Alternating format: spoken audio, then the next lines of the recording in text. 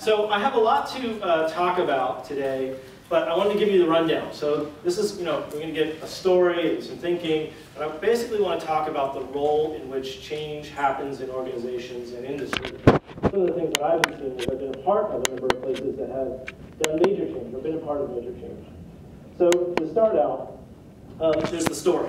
So there was I believe it was a philosophy professor at an East Coast institution who brought his class together for their final. And I believe actually this is a true story. Brought his class together at a final and said, a graduate level course, and said, all right, here's all your blue books ready to go. Went back to his desk and put his chair on his desk. And he said, all of what you've learned, all the readings we've done, all of the knowledge you've gained this year, convince me why this chair is not here. And so they furiously started, the class started to furiously work its way through the book, and most of them filled the book full after about an hour and a half. And a week later, they were astounded to find, again, I believe this is a true story, I found that only one person actually had gotten an A. And when the class went to the professor and said, how did this young woman get an A? Because they remembered this young woman had basically spent 5 minutes in the class and walked out. And he showed them the book. And the book, the only thing in the blue book, this thick blue book, where everyone else was writing down, was the phrase, what chair? And I think that's probably one of the key lessons that I've sort of learned about the ability to suspend disbelief.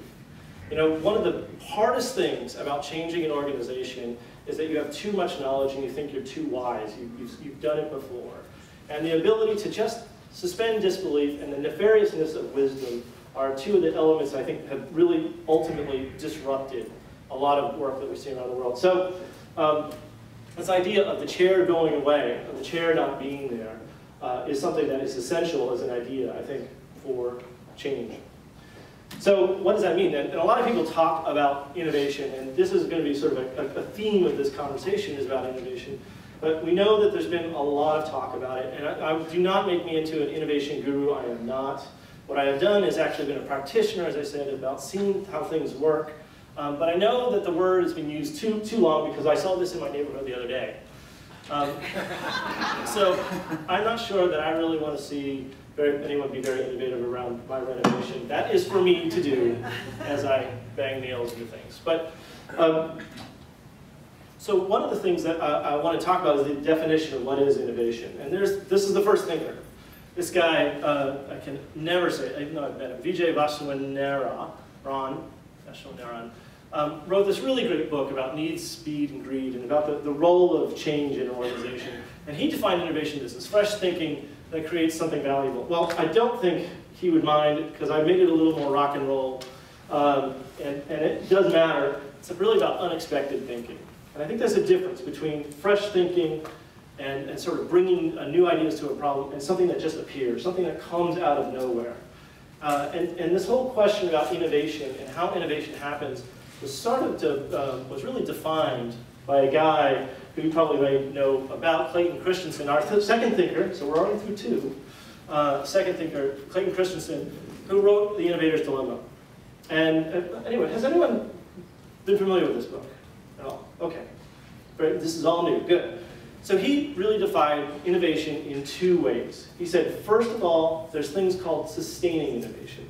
This is the idea in which you take a product or an idea or a process or something you're doing and just improve on it a little bit by a little bit by a little bit. You're improving on it every day. It's sort of the roadmap of functional increases. You think about like Windows, right? A little bit, no, it can go astray as Windows has, but the ability to use and improve a product. And the other way of calling that is called gold plating. And too much of that improvement, you kind of get to something that looks a lot like this. Which is you just basically have a typewriter that still pecks out, but you've plated in gold. That's one type of innovation that I don't want to talk about today. That's not what, in my mind, what is the issue facing organizations today. The other type of innovation that Clayton Christensen talked about was called disruptive innovation. And disruptive innovation is kind of like this. Now, anyone in the room, come on, who is this? Black Flag. Yes, thank God. Very good, excellent. I gave this presentation one before and it was 0. So disruptive innovation is all about something that you didn't expect to happen. Something that is not a gold plated, something that completely overturns what you're thinking and how you're thinking about it, and fundamentally starts to change the value of what you're doing. And so, well, I mean, you might not have to listen to Black Flag to understand disruptive innovation, but this is the kind of innovation, and this is the kind of work that I think is something we should be focusing on talking about. So, in particular, to me, that there are 3 disruptors of social good organizations. And I want to talk about these 3 things. These are the things that from my work at One Economy, but even before and now, these are the things these are the forces that I think we all should be paying attention to and figuring out how to ride. The first one is the network. So, right now, 56% of all Americans have a Facebook account. And I think over 40 million of them, 50 million of them, check in daily. Right now, at this moment, there is a network of people that has never been created before on Earth. More people are connected in one time right now. Actually right now, because it keeps on growing, right? So one of the most important things about this is that Facebook and Twitter and the other technologies that are going on are ways in which people are not sharing everything from the stupidest things to the most profound things. How does that affect our business? How does that affect the way that we do working in low-income communities? Now, I'll also say that over 60%, or a little less than 60% of the people, just using Facebook for a moment, have less than 4 years of college education. So this is a technology that was, when One Economy was started, if you recall what we were doing in providing technology to low-income communities, was at the cutting edge. It's no longer at the cutting edge. This is a technology that everyone is using. So the first lesson about this disruption of the network, which is fundamental to lots of businesses and people are networked, is that you are outnumbered. You know, the people in this room represent a lot of work, but you are clearly outnumbered because everyone around you, all your audiences, your individual audiences, are all networked together. The second major force that I think a lot about, in continuing the matrix theme, is data. So between the beginning of human history, this is a British university trying to figure this out, in 1999, there were 12 exabytes of data. An exabyte is one with, now I'm going to get this wrong, 1 and 12 zeros behind it. So an exabyte of data. That's how much was the sum of human knowledge that was transferred between each other. That much. In 2011, the estimation was that was 1.8, exabytes of data. That's 1 with 18 zeros, just in that 1 year. There's so much data out there, and some of it is nefarious, right? Some of it is about who we are and what we do, and some of it can be quite concerning. But there is a lot of data about what we do that is helpful to give us new insights. And as social organizations, if you're not thinking about data, if you're not thinking about your audience and how people are utilizing your services and what they're doing, because all that stuff is available, and really thinking about developing and the usage of data for extraordinary insights, you're missing something that is going to be a very disruptive force in your lives.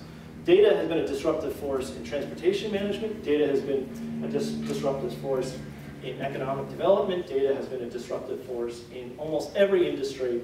It is going to be a disruptive force in social good as well. Now the question is whether you stop it or don't. You can't. Sorry, you can't stop it. The question is, do you use it? Do you surf it? So they know more than you. That's the lesson. Everyone knows more than you at any one particular time. So what do you need to do about that? The last major disruptive force, and the one that actually affects me as much as anyone else in the work that I do internationally, is the mobile phones. Right now, there are 331 million mobile subscriptions in the United States alone. That's 105% of the population. And unless babies are having phones, people are having multiple subscriptions. The number is 56% of those subscriptions are smartphones now. Phones that are not just the flip phones and deep data phones. These are the phones that can receive data, that can run applications. So people are investing in a lot of mobile technology. And this is dwarfed, by the way. In China, India, it's 1 billion subscriptions. In Africa, it's 1.9 phone subscriptions per person in Africa. And so this is just sweeping over the world. And most of the ways that people are starting to access their lives and finding information is with mobile phones. So the question is, if this is the device, and it's an empowered, really smart device, and it's increasingly cheap, that your audience is that the folks that you serve are holding your hands. What are you doing to get onto those platforms? What are you doing to use mobile phones as a way to serve people? And the lesson for me is, we are everywhere, and we are all the time everywhere, right? We can access people wherever they are, and they can access you whenever they are. So those three forces are things that I think a lot about in social good. The network, how we're all networked together, what does that mean?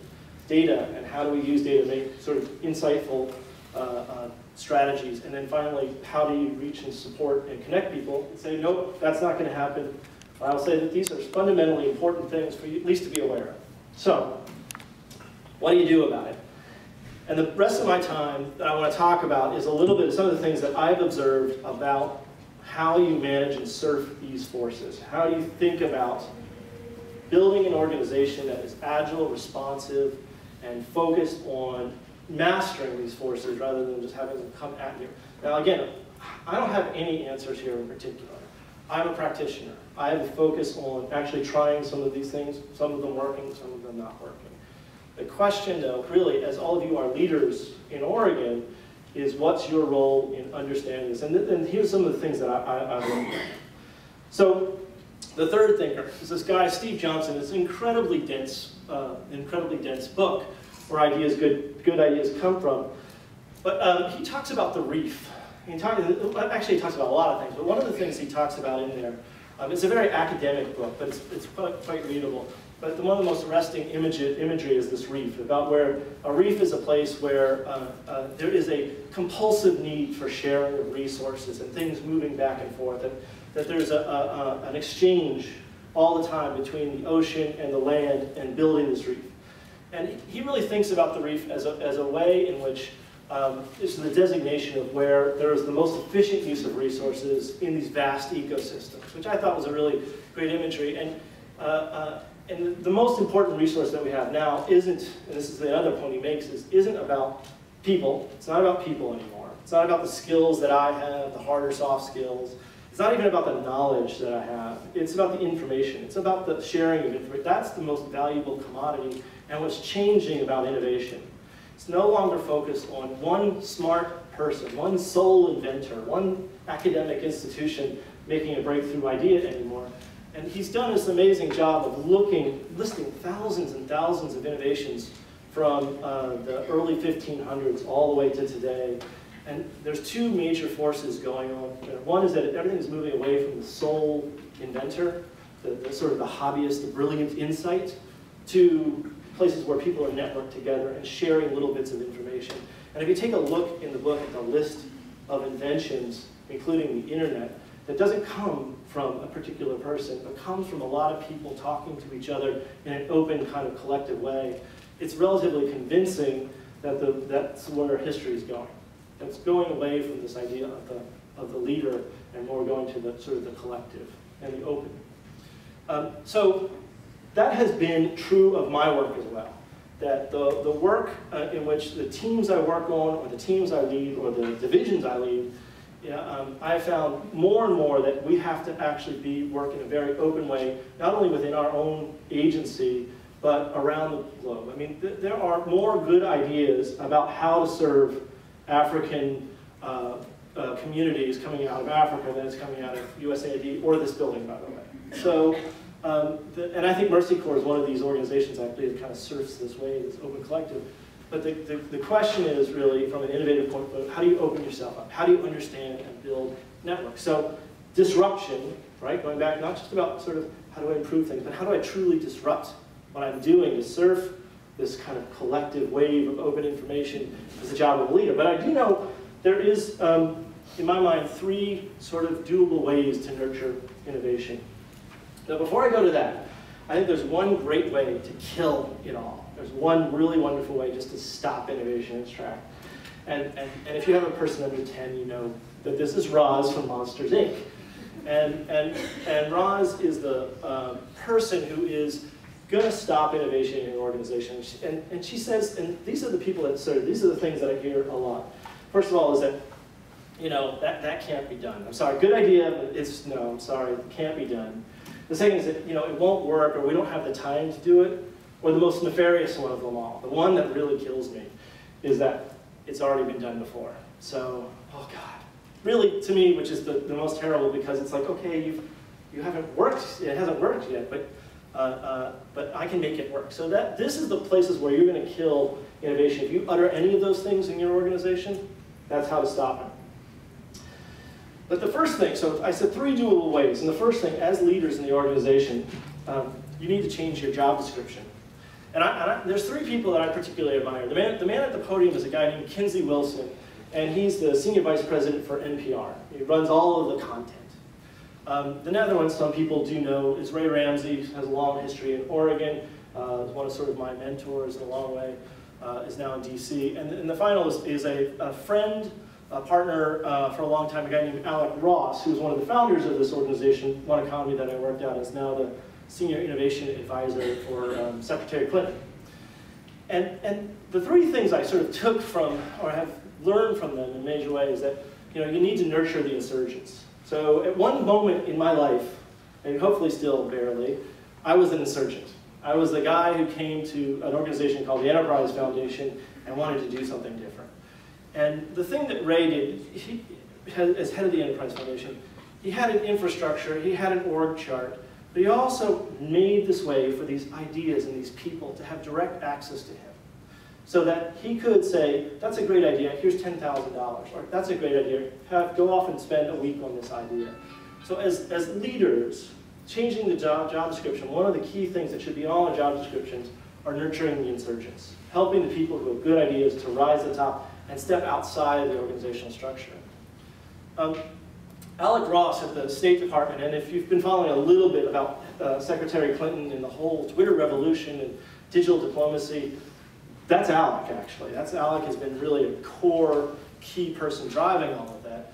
And the thing was that I think that Alec did more than anything else was not only bring a set of good ideas and nurture insurgents inside the State Department, but he open sourced the state diplomacy. He basically went around the world and would speak a lot, almost compulsively to people, and try to get them to start to share ideas with the State Department and with ambassadors. He created something which I think is really fantastic, which is called the Virtual Diplomacy Corps. So embassies around the world can task people in their countries to help them do diplomacy work.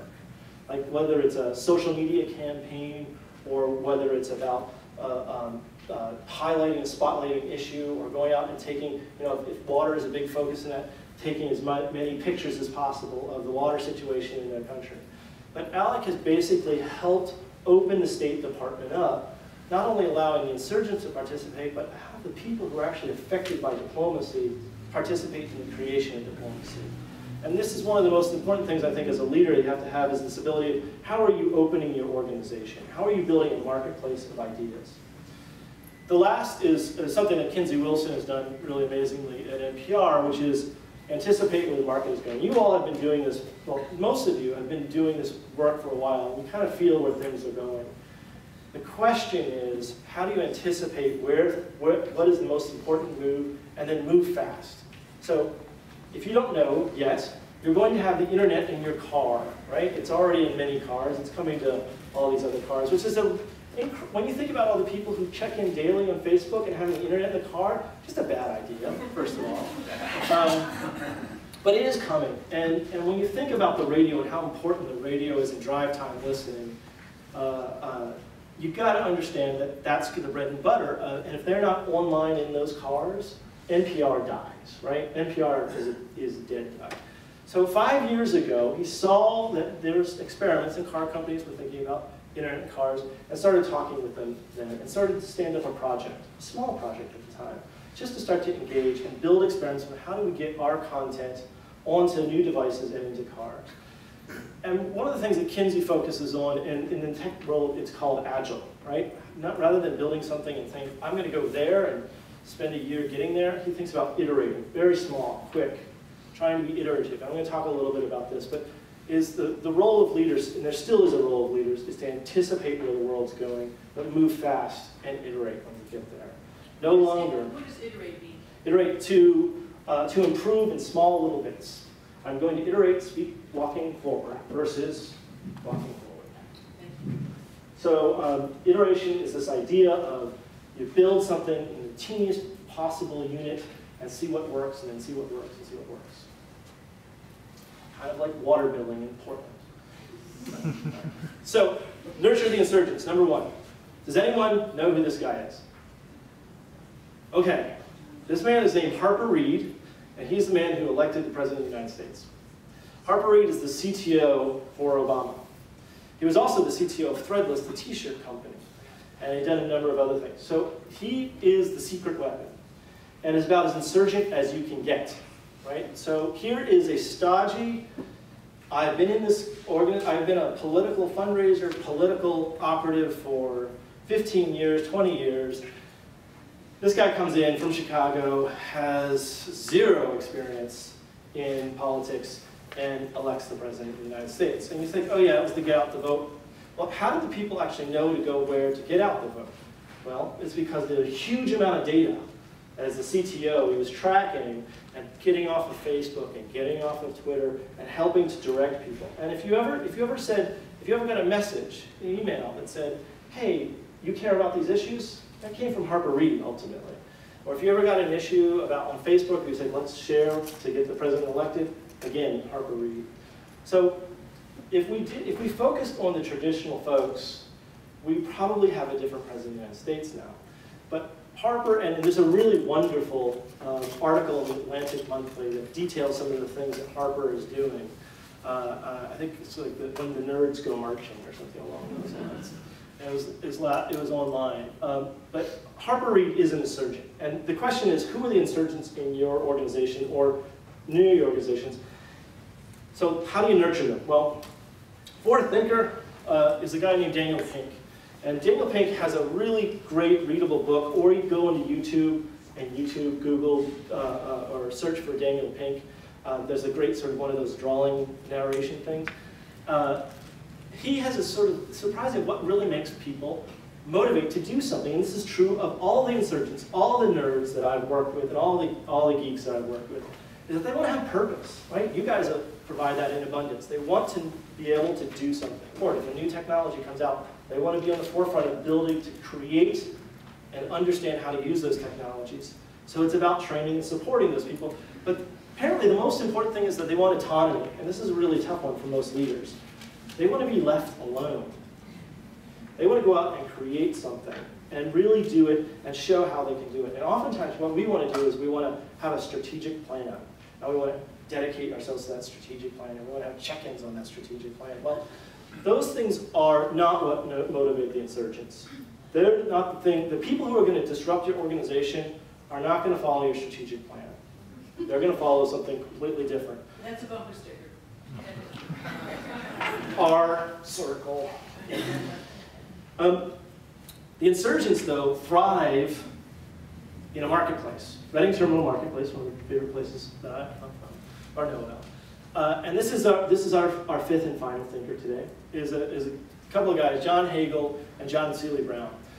And like going back to that Reef metaphor, they talk about the productive friction of things coming together. And what they are documenting, and there's a couple other people who are doing this documentation. I think they've done it the best. It's a little overwrought, but it's a good book. It's very applicable. You learn things actually what you want to do, and I think they've captured it well. The power of pull is, the point is that the idea of a push economy, of a centralized car manufacturer, saying here's the car, and I'm going to send it out to my fleet of agents, and you're going to sell this car. And we're going to now improve it, and we're going to sell it. That world is falling away fast. The way to solve problems, the way to find things out and how to solve them and what people want is coming from the ability to pool, this network. Remember this network and this thousands and thousands and thousands of points of data? This is the way in which, how do you glide that? How do you pull the best ideas together? And so the marketplace of ideas that a leader needs to create, in my mind, is the way in which it identifies problems and opportunities and get as many people thinking about those problems and opportunities. And they have for big institutions, when I sort of pulled out one theme that they had for big institutions in it, is that what a leader does, and leadership does matter, right? What its job is to set big, hairy problems out there or big opportunities and say, fix this. And it focuses on talent. It doesn't worry about hierarchy. It doesn't worry about titles. It worries about talent. Who are the best people to solve this problem? And some of those people may be in the organization, some of them may be in a rival organization, some of them may be people you serve. Some scary notion. And they may be people just out there who have never heard of you before. But since we're all networked together, it's easier to find those people. So it focuses on talent. What's the talent it needs to? And then it gives it the autonomy to try to come up with iterative solutions. Start small, build big. There's an idea in technology called the minimum viable product. Minimum viable product. Rather than, I'm going to give you a car that has all the fixings and has a cruise control, what I'm going to do is I'm going to give you a seat, a steering wheel, and a gas pedal, and there's not going to be any sides, there's not going to be any roof, there's not going to be any bumper. Right? In a technology product like a phone, it's a phone that makes a phone call. It doesn't do anything else other than makes a phone call. This idea of a minimum viable product is you start with the most basic element, and you let that team try to solve that problem, and then build on it, and build on it, and build on it, iterate in a way. Every 2 weeks, show me what you did. Every 2 weeks, show me what you did. And so the idea of institutions is, and what John Seely Brown had suggested was, the first thing you do is don't work on the things that are working now, work on the exceptions. So as a leader, one of the things is like something's broken. Someone's mad at you, something didn't work, something didn't get delivered on time, an event went completely wrong. Figure out how to solve the exceptions before you solve the rule. And focus on getting talent and getting your audience inside the doors and letting them work on that independently with autonomy. So this idea of creating an open organization that allows for talent to solve problems and to work independently is another part of, I think, what a leader does. But that has to get you to be comfortable with failure. And I have become incredibly comfortable with failure. And this is an article in the New York Times just recently. And a great idea. Has anyone ever heard of a failure fair? Right, a couple people? They're incredibly fun, by the way. So what you do is you get a room like this, you shut it off, and you sit where everyone is silence. No one here is going to talk about what was talked about in this room. And you get someone to come up and present an absolutely utter failure. And the goal is to learn. Again, the goal is about having an open communication about what works and what doesn't work. And so I think one of the things that we have to become, if we are going to become agile, if we're going to become iterative, if we're going to work and try to solve a problem rather than trying to define it and then solve it, is that we're going to have to become comfortable with failure. Rosalind Russell said, success is a public affair and failure is a private funeral. And I think that we have to actually make that completely opposite, actually. All right, so final parts. Headed to the end here. 3 ideas, 3 things to think about, and 1 recommendation. Here's 3 things that I think social good organizations in Oregon or wherever else should be doing right now. First of all is rate everything and report on everything, right? Your audience has a mobile device in their hands. It's a really great, what they call in the tech world, a sensor. It's a really great device to be able to tell you exactly what they're feeling, what they're thinking about, and what they're doing, and where they're going, what do they want. So if there's something that is a mystery about where, and 2-on-1 as my experience on the board of 2-on-1 is a good example of this. If there's a mystery about how good a doctor is, there's a mystery how good a clinic is, if there's a mystery about any of this, that can go away very easily. That's not a problem that is insurmountable. You have a population of millions of people who are using your services, who have mobile devices, who are willing to participate. You should be rating everything that you see. You should be promoting and supporting people to rate everything. Knowledge is really easy transferable. This is the whole idea of the network, right? There's someone over here that knows how to ride a unicycle, and there's someone over there that really wants to ride a unicycle.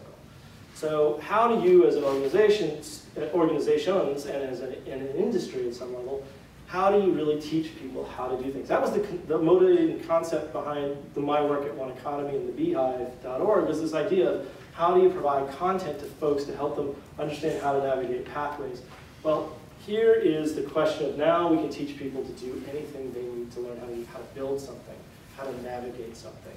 So as a leader, one of the things that I wonder your organizations are, what are you teaching even if you're providing a service, how you're teaching it, and how you're making sure that your audience, who knows a lot more than you do, especially if you think about your audience plural, how you're getting them to help you build knowledge networks. And then the last is sort of make voices heard. Again, there's so much data out there. If you have if you're recording stuff on a piece of paper, stop doing it, please. Put it down in a database. If you have something in a database, make that database accessible and linkable to other databases. We have the ability of giving really very detailed insight about what's going on, what people are doing, whether it's a homeless shelter or a community clinic or wherever. And the key is really to try to free that data. So free the data is one of the key things I would be focusing on. This is what's driving journalism today, and it's certainly going to be driving social change. So how do you, and I'll say also as an aside, there are powerful ways of getting people convinced about your issue is important around infographics. If you have a moment at some point, we can remember this. Remember the words in Google, visualizing Palestine. Some of the most effective communications that I've ever seen to Western audiences about a particular view. You may or not hold that view, but understand, look at what they're showing and saying, this is an incredible way of showing the problems of Palestine and getting people to understand them. The problems of poverty are intractable, but they can be also described, though, right? And the way that you can describe it is through data. So a recommendation. How many of you are familiar with Code for America? Okay. Some people? Oh, okay. All right. Oh, boy. So Code for America is a really fantastic organization. It was funded and founded by a number of very smart people to focus on, there are big problems in cities. How do you get the technology community to try to help solve those problems? And what they do is a number of different things, but the core of what they do is they have fellowships where they bring in smart technology people, generally young people, to work on and match them with cities to work on problems. There's a number of things that I would love to show you and talk to you about. Here are just a few of them. But it's about helping people through the budget process in Atlanta. It's about helping people track legislation that matters to their neighborhood in Philadelphia. It's about people connecting good ideas in neighborhoods with people who actually have the skills to actually implement those ideas. Code for America is how do you get these very smart young insurgents who want to give back, who want to have more purpose than coding for Facebook or coding for Twitter or whatnot, to work in the communities. And this is a way in which they spend a year deeply involved in a city making a difference. That's a model. So, okay, here's my recommendation. The Institute of Awesomeness. I think, so a couple of lessons. What I think about is a possibility here. First of all, I would rather cultivate doers and makers than I would rather cultivate, or I would maybe equally cultivate, because I see fire memorials here, I would cultivate doers and makers as much as I would cultivate funders. Out for a $100,000 grant is infuriating to me when maybe those 10 organizations could get together and ask for $300,000 and get a good product development team that could transform the way that they use mobile devices and getting information to clients. Right? The Institute of Awesome is this idea of having Oregon organizations, HSCO, come together and start to use innovative, disruptive technology to drive social good in Oregon. The ways in which you can bring together people who can create and make stuff, whether it's a mobile developer or a user experience designer or a data person, that could work for all of Oregon. And all of you, and start to work on it. The other thing that the Institute of Awesome should do is the Institute of Awesome should sit down with the mobile companies, the Verizons and the AT&Ts and the T-Mobiles tomorrow. So are you getting zero-rated data, zero-rate tariffs for people who SMS you? That's possible. It's not. Are you getting on the on-deck positions of mobile phones as they open up and Verizon or T-Mobile shows you sort of preloaded content so that people can find you? Are the mobile companies giving you that? They're doing that all over the world. Are they co-branded applications, supporting and funding co-branded applications? Are they providing subsidized data for people who are going to a certain site? Maybe, like if you go to 211 Oregon as an example, it's a free, it doesn't count against your mobile cost for the year. They're doing that all over the world. So where you do working on the Institute of Awesome is a way to go and get mobile companies on board. It's a way of bringing together a series of small development teams to start to free your data, start to work together. It's a way, the Institute of Awesome should also be a place that also allows you people to have a conversation about what matters in terms of the technology and understanding how technology affects your work. You need a way to tap in to the open, collaborative ecosystem that is Oregon. And there's a lot of really smart tech people. And the question is, how do you use that innovation? How do you use those forces to disrupt the work that you're doing and prepare you for the future? Because it is going to come. And that's the thing, is that you may be in Coos Bay or you may be out in John Day, but the forces of how mobile technology, about how people are networked together and how data is happening is going to change the way that you do your business. And the question in my mind is, because it's changed mine, that's for sure. It's changed journalism for sure. The question is, like, how do you prepare yourselves for that? How do you get ready to build for that? Because it is coming. It might not come to you in particular this year, but it is going to happen. And so the core is to get ready, have fun, black flag it, you know.